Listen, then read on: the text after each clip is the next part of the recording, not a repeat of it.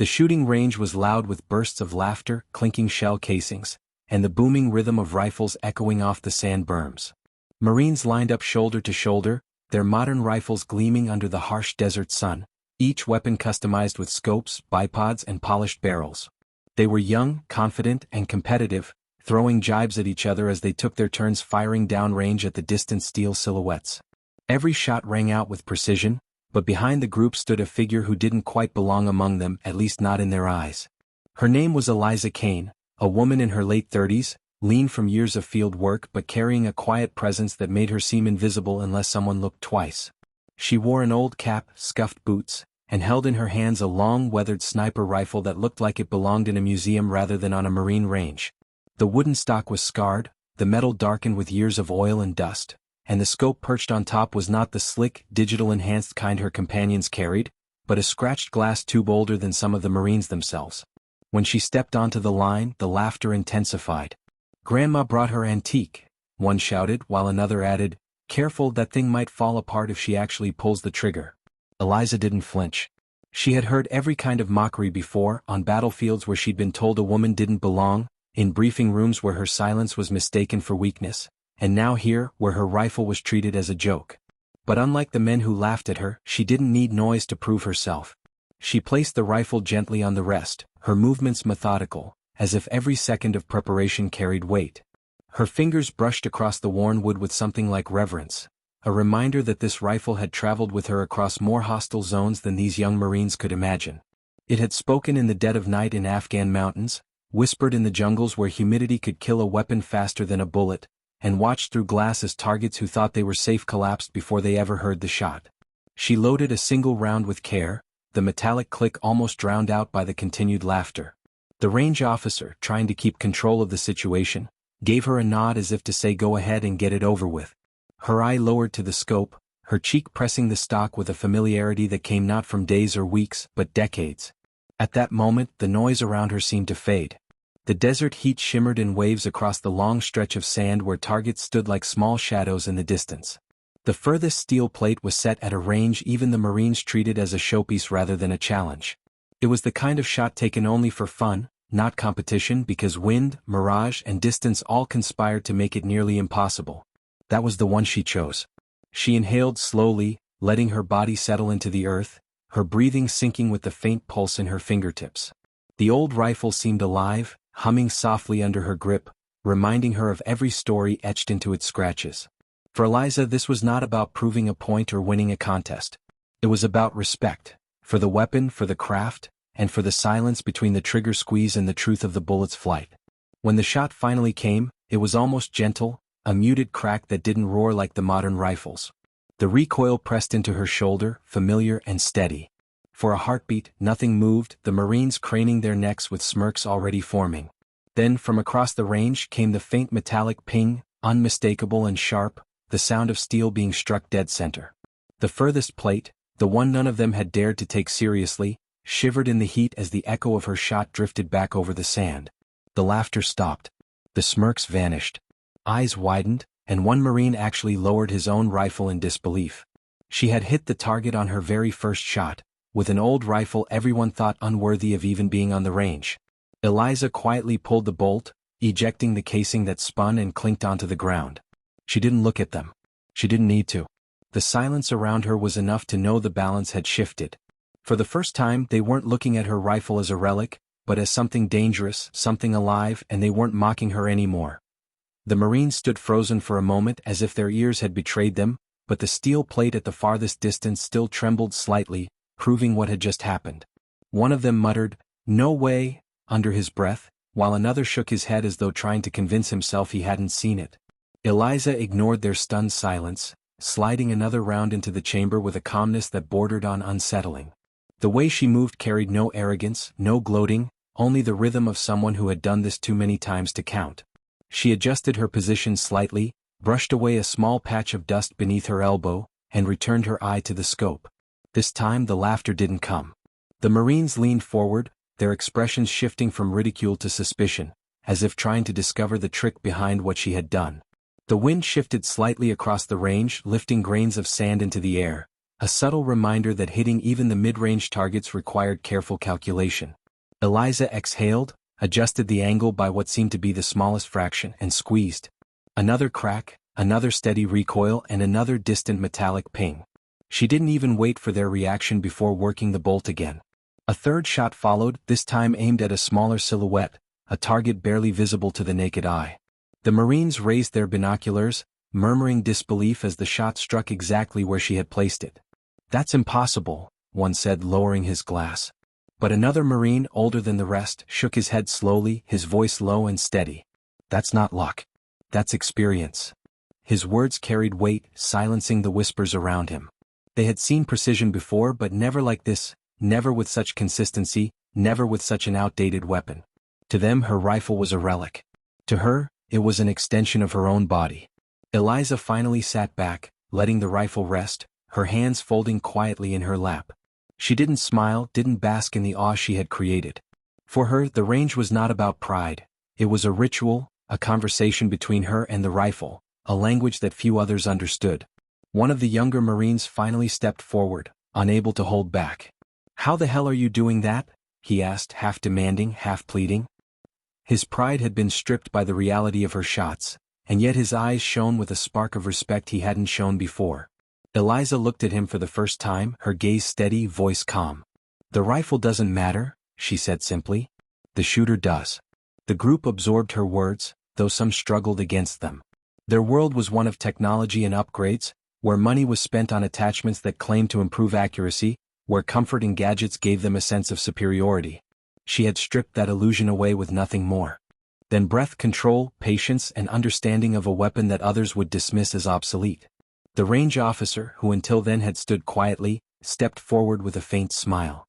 "I think we've just been given a lesson, gentlemen," he said, his tone half amused, half reverent. "One you won't find in your manuals." The Marines shifted uncomfortably, caught between bruised egos and dawning respect. One by one their postures softened. They no longer saw her as the woman with an old rifle but as someone who had mastered a craft that demanded everything they thought they already knew. Yet Eliza didn't press the advantage. She gathered her things with the same slow precision, sliding the rifle into its worn case, picking up the single casing from the ground, pocketing it like a keepsake. As she stood, the young Marine who had questioned her stepped aside to make room, his earlier smirk replaced by something almost humble. She walked past them without another word, her boots crunching softly against the gravel, her figure steady under the sinking sun. Behind her, silence lingered until one of them finally broke it with a nervous laugh, trying to reclaim some normalcy. But the laughter didn't spread this time. Instead, their eyes followed her departure, the weight of her shots still echoing in their minds. Later, when they picked up their own rifles again, aiming downrange, the steel targets seemed farther away than before, the shots harder to place, their confidence shaken by the memory of what she had done. Some tried harder, focusing with renewed determination, but each miss only deepened the realization. The gap between skill and equipment was far wider than they had believed. That night in the barracks, the talk was not of scores or jokes, but of her. "Who is she?" one asked, his voice low. No one had the answer. But in the silence that followed, they all knew one thing. They had witnessed something rare, something that stripped away the bravado of competition and revealed the truth of mastery. Eliza Kane was no ordinary shooter. She was a reminder that history still breathed, that the old ways still held power, and that sometimes the most dangerous weapon on the field wasn't the one with the newest technology, but the one in the hands of someone who had learned to become part of it. The desert night was colder than the day, the stars stretching endlessly overhead as if the sky itself had been emptied of everything but light. In the mess tent, the Marines gathered in small clusters, their voices subdued, the usual banter replaced with quieter conversations. No one mentioned her name directly, but she lingered in every word, every silence, as if the echoes of her shots still carried through the camp. The youngest Marine, the same one who had first mocked her, sat alone at a corner table, his food untouched, his eyes staring at the metal tray as though it could give him answers. Finally, the older Marine who had recognized her skill earlier approached and sat down across from him. "You know who she is, don't you?" the younger one asked, his voice hesitant. The older Marine nodded slowly, his weathered face thoughtful. "I've heard stories. A sniper who didn't just serve but rewrote what people thought possible. They said she could take a target at ranges others couldn't even see. Some called her a ghost, some called her a myth. I didn't believe it, until today." The younger Marine's eyes widened, the respect mingling with curiosity. Why would someone like her even come here? The older one shrugged. Maybe to remind us. Maybe to remind herself. Or maybe just because she still loves the rifle more than anything else. Outside, Eliza sat alone near the edge of the range, the rifle case resting beside her like an old companion. The desert wind brushed strands of hair from beneath her cap, and she tilted her head back to watch the stars. Memories came unbidden, sharp and vivid, the heat of her rifle barrel during long overwatch, the silence of nights when every second stretched into eternity, the faces of comrades who never made it back. She had walked away from that life years ago, seeking quiet, but the rifle had never left her. It was more than a weapon, it was the thread that tied her to everything she had lived through.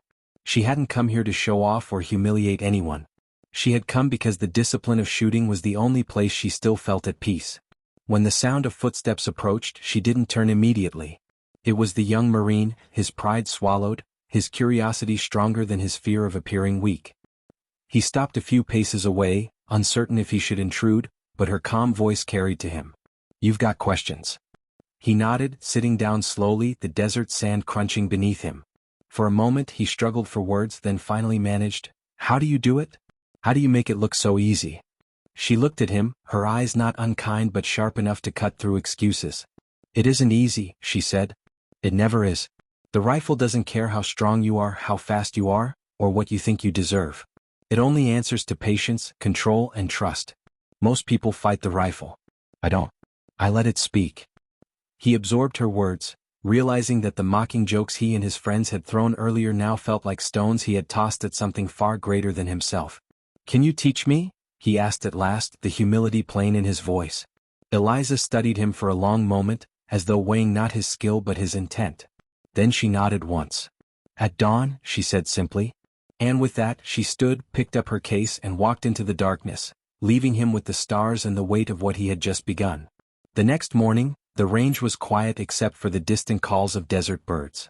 The Marines arrived in groups, still curious, some skeptical, others eager, but all unable to deny the pull of what they had seen. Eliza stood already at the line, her rifle assembled, her stance calm. Without announcement, without ceremony, she gestured for the young Marine to join her. The others watched as he stepped forward, his hands trembling slightly as he lifted his rifle. Eliza didn't correct his grip or mock his mistakes. Instead, she crouched beside him, her voice low, steady, carrying the tone of command without ever raising in volume. "Breathe," she instructed. "Don't force it. Let it come. The shot isn't about you. It's about the space between heartbeats." The young Marine tried, fumbling at first, his shot going wide, but she didn't scold. She simply nodded. Again. And so it began, a rhythm of failure and patience, each miss met not with judgment but with guidance. For the first time he understood what it meant to strip away ego and listen, truly listen, to the weapon in his hands. Behind him, the others fell silent, their earlier doubts giving way to something deeper. They weren't just watching her teach him. They were witnessing a passing of something rare, something that couldn't be found in manuals or drills. It was the kind of knowledge that came from decades of scars, sacrifice and silence. Eliza didn't intend to stay. She knew she would leave as quietly as she had come. But in that moment, as the desert sun rose and the steel targets shimmered in the distance, she allowed herself the smallest flicker of satisfaction. Not because she had proven them wrong, but because perhaps, just perhaps, she had lit a spark in someone who might one day carry forward what she would soon leave behind. The sun climbed higher over the desert, turning the air heavy and bright, heat shimmering off the sand until the range looked like a river of fire stretching into the horizon. The young Marine lay prone with his rifle, sweat gathering along his brow as he tried to steady his aim. Eliza crouched beside him, her shadow falling across his hands, her voice quiet but cutting through the noise of cicadas and distant gunfire. "You're still fighting it," she said. "Stop forcing your shot. Relax your grip. The rifle isn't a hammer, it's a whisper. You don't strike with it. You listen." He tried again, adjusting the way she showed him, but the shot went wide. His frustration tightened his jaw, the impatience of youth burning through his discipline. She noticed, her gaze narrowing. "You think it's about strength?" she asked, her words sharp now. "I've seen men stronger than you shake apart in the scope. You think it's about speed? I've seen shooters faster than you miss the only shot that mattered. None of that means anything if you can't surrender your pride to the rifle. Control yourself first, then the bullet." He wanted to argue, wanted to defend his failure, but the weight of her words pressed him into silence. He knew she was right. She had hit targets they didn't even believe were possible. If anyone could teach him, it was her. Behind them, the other Marines watched, their own rifles lowered, their eyes tracking every correction she gave, every subtle shift in technique that she explained not with complicated jargon but with lived understanding. One by one they began to mimic her teachings, adjusting their own stances, their breathing, their grip. For the first time, the range was not filled with cocky banter or competition. It was filled with silence, discipline, and the hum of effort. Hours passed, the sun relentless, but Eliza didn't waver. She moved among them like a ghost, crouching beside one Marine, adjusting the tilt of a scope, showing another how to sink into the earth rather than fight against it, correcting posture with the brush of a hand on a shoulder. Her presence demanded focus, not by command but by the quiet authority of someone who had nothing left to prove. As the day wore on, small changes began to show. Shots that once scattered across the range now edged closer to the center of the targets. The young Marine who had asked for her guidance finally found his rhythm, one round striking true, the metallic ping ringing across the distance. His head shot up in disbelief, a grin breaking across his face, but Eliza didn't celebrate. She only nodded, her voice calm. Now do it again. And again. Until you can do it in the dark, in the rain, when your hands are shaking and your breath is shallow. One shot doesn't make you a sniper. 1,000 failures teach you one truth, and that truth is all you'll ever have. The words struck deep, settling into their bones. They began to realize that what she offered wasn't just technique. It was a way of seeing, a way of stripping away the illusion of control until nothing was left but the purity of the shot. By evening, when the sun dipped low and the horizon burned orange, the Marines lay in a line across the range, their bodies aching, their eyes raw from hours behind scopes. Eliza stood at the center, her own rifle untouched beside her, watching them fire in unison. The sound of shots rolled across the desert like a single heartbeat, and though not every bullet struck true, more hit than before, more than they had ever achieved as a group. The range officer, who had stood by quietly all day, finally broke his silence, his voice low but heavy with respect. I've seen training sessions for years. I've seen recruits turned into Marines. But what I saw today, that's something else. Eliza didn't respond. She only looked at the young Marine, who lay with his cheek pressed to the stock, sweat and dirt streaking his face, his breathing steady as he sent another round downrange and hit true again. He looked up at her, searching for approval, but what he found was something more. Not pride, not praise, but trust, a recognition that he had begun a journey he would have to walk himself. Night fell, and the Marines returned to the barracks, exhausted but restless, talking in hushed voices about what they had learned. They didn't mock anymore, didn't boast. Instead, they carried the weight of her presence, the sense that they had glimpsed a standard far beyond their own. Eliza, alone again, cleaned her rifle under the starlight. Each movement was slow, deliberate, as though she were caring for an old friend. She thought of the young Marine's determination, of the quiet respect that had taken root among them, and for the first time in years, she allowed herself to wonder if perhaps her story wasn't finished yet. She had come to the range to be alone with her rifle, to touch the silence of the past.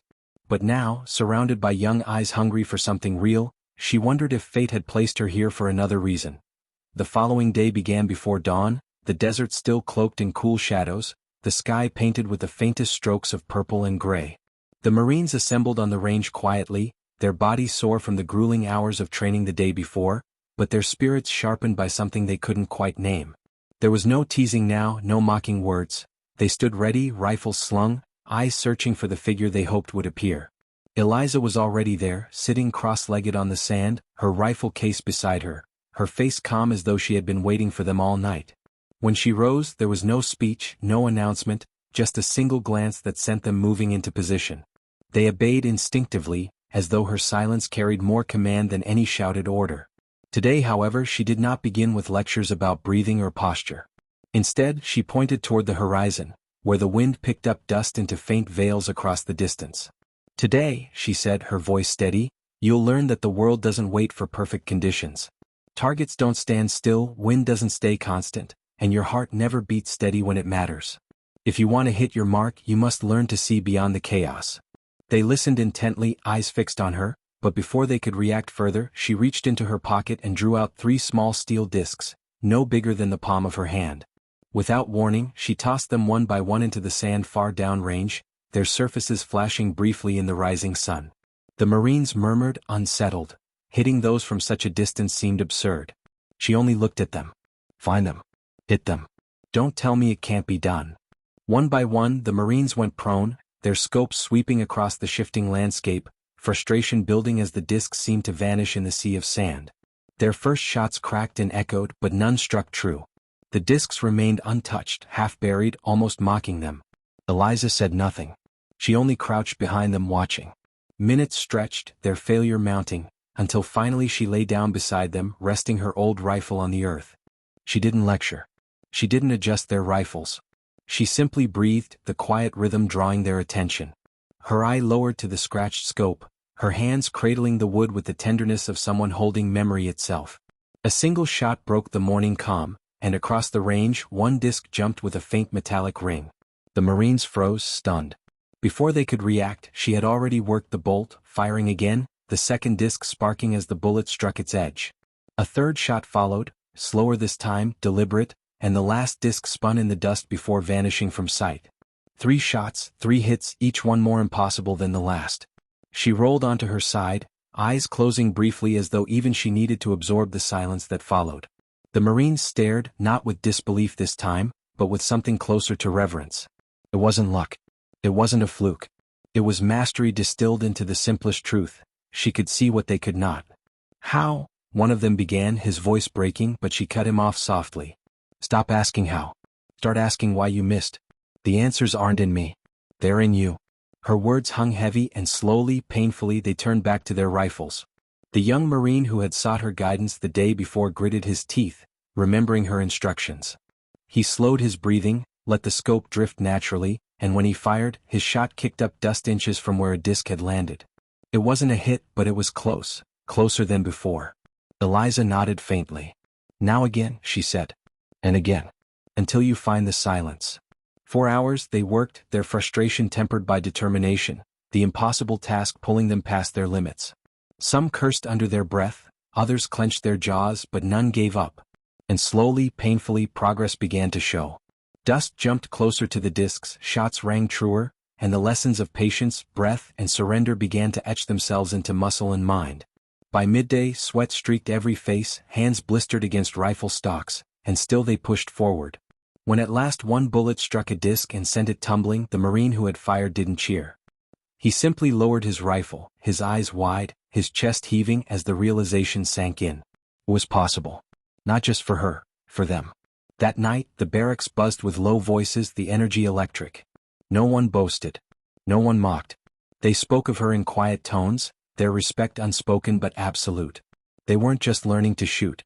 They were learning something deeper, something that would follow them long after the range was gone. And Eliza, sitting alone under the stars, cleaning her rifle with the care of a ritual, felt the weight of it. She hadn't come here to be a teacher, hadn't intended to pass anything on. But now, watching the hunger in their eyes, she realized the truth. She had given them more than skill. She had given them a piece of herself. The camp had barely settled from the intensity of the past days when an unexpected order came down the line. A convoy had been spotted on the far side of the desert, moving without clearance through a restricted zone, and though it wasn't confirmed as hostile, the command wanted eyes on it. Normally such tasks were routine, carried out with surveillance drones or long-range optics, but the equipment had been delayed and time was short. The range officer, knowing what Eliza had shown them, approached her quietly as the Marines prepared. You don't have to do this, he said, though his tone suggested he already knew her answer. Eliza only tightened the strap of her rifle case across her shoulder. I'll see what needs to be seen, she replied. The younger Marines, overhearing, stirred with nervous energy. This was no longer practice. This was the field, unpredictable and unforgiving. Yet none dared to speak against it. They followed her into the desert, the sand crunching under boots, the horizon shimmering with heat. The convoy was too far to reach quickly, so they settled on a rocky outcrop that offered cover. Eliza lay prone first, unfolding her rifle with the care of someone opening a sacred text. She scanned through her scratched scope, her body settling into stillness. After a long moment, she spoke softly. Trucks. 3 of them. 2 organized to be locals, 2 careless to be military. Watch the patterns. Count the heads. The Marines followed suit, their scopes jittery as they tried to lock onto the distant shapes. Some muttered estimates, their voices tense, but Eliza corrected them without looking up. Too high. Look again. Don't count shadows. Count movements. Shadows lie. They adjusted, swallowing their nerves, and slowly the truth came into focus. A dozen figures, armed, riding in the backs of the trucks. Smugglers, maybe. Raiders. Whoever they were armed enough to matter. The young Marine at her side exhaled shakily. If they turn toward us, they won't, she cut him off. Not unless you give them a reason. Her tone was steel, but beneath it was something steadier, something that rooted him. They watched in silence, the desert wind tugging at their clothes, the distant rumble of engines carrying across the sand. Hours passed. The sun crawled higher, the heat pressing down like a weight, sweat stinging their eyes. Yet Eliza never moved. She lay there as if carved into the stone, her eye never leaving the scope, her breath never faltering. The Marines shifted uncomfortably, their young bodies restless, but they forced themselves to mimic her stillness. Slowly they began to understand. This was the true test. Patience. Endurance. The willingness to wait longer than anyone else. Finally the convoy halted. The armed men dismounted, scanning the horizon with careless eyes. One raised a pair of binoculars, sweeping them across the desert. The Marines froze, their hearts pounding, fingers tightening on their triggers. Eliza's voice, calm and low, anchored them. Don't twitch. Don't blink. Let the earth cover you. The binoculars passed over them, lingered for a moment, then moved on. The man lowered them, apparently satisfied, and climbed back into the truck. Engines rumbled again, and the convoy began moving away, shrinking against the burning horizon until it vanished entirely. Only then did Eliza lift her head, blinking against the brightness. She stood slowly, brushing sand from her sleeves, and the Marines followed suit, their bodies stiff, their nerves stretched thin. They had not fired a shot, yet the silence of that encounter weighed heavier than any firefight. Back at camp, the young Marine sat apart again, turning the moment over in his mind. Eliza found him there, rifle slung across her back, her expression unreadable. You expected action, she said. He nodded, embarrassed. You thought wrong, she interrupted. Most of the time there is no shot. Most of the time your job is to watch, to wait, to know more than the enemy before they know you. That's the work. The shot is the smallest part of it. He looked at her, the lesson sinking in deeper than any lecture could. She didn't just teach them how to hit targets. She taught them how to survive the silence, the waiting, the weight of decisions that could change everything. That night, as the camp settled, the Marines spoke quietly among themselves, not of glory or kills but of patience, of the discipline it took to become invisible, to let the world pass without forcing their hand. They realized then that what she gave them was not the thrill of impossible shots but the truth of what it meant to carry a rifle. Not power but responsibility. And for the first time, they understood why she carried hers with such care, why every scratch, every scar on its surface seemed to tell a story. She wasn't just showing them skill. She was showing them the cost of it. The days that followed carried a rhythm unlike anything the Marines had known before.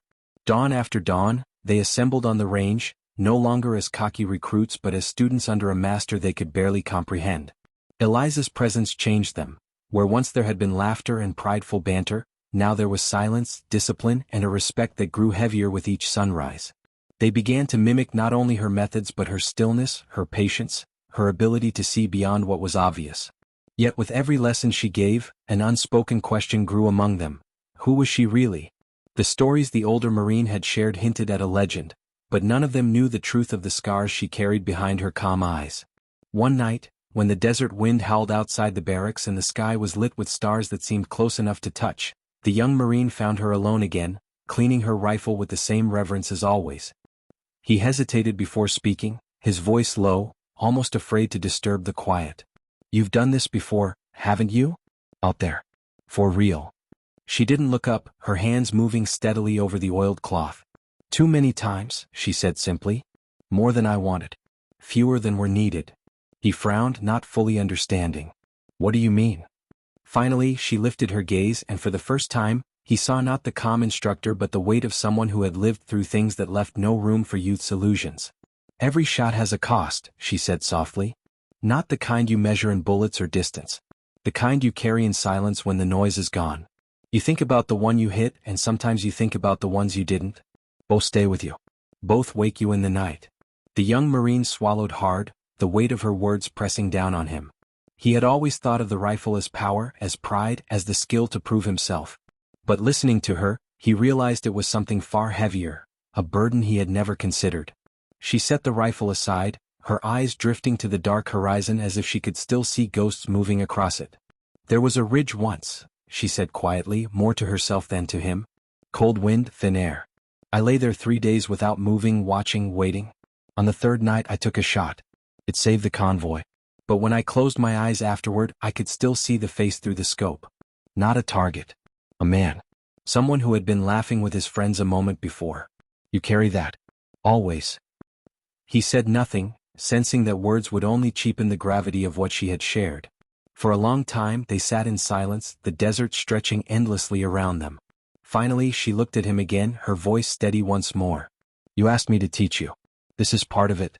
Don't ever forget that the rifle isn't glory. It isn't pride. It's a weight. One you choose to carry, and one you can never set down once you've taken it up." He nodded slowly, the lesson searing deeper into him than any correction of his grip or breathing had. When he returned to the barracks that night, the other Marines saw the change in his eyes. He didn't share her words, didn't need to. Somehow they all felt it. The next day on the range they approached their rifles differently. Their shots were steadier, their focus sharper, not out of desire to impress her but out of respect for the responsibility she had revealed. Eliza watched quietly, saying little, but for the first time she allowed herself a faint, almost invisible smile. They were beginning to understand. Later that week, during a brief lull in training, the range officer called her aside. "They're different," he said, gesturing toward the Marines. "You've changed them. I don't think they'll ever be the same after this." Eliza looked at the young men and women on the line, their rifles steady, their eyes no longer filled with arrogance but with something heavier. "Good," she said softly. "They shouldn't be." The officer studied her for a moment, then asked the question that had been lingering in everyone's mind. "Why are you here, Kane? You could have disappeared forever. You wanted to. So why now?" She was silent for a long moment, her gaze on the horizon where the sun bled into the desert sand. Finally she answered, her voice low. "Because someone once gave me a chance I didn't deserve. Because I needed to remember that passing it on is the only way it means anything."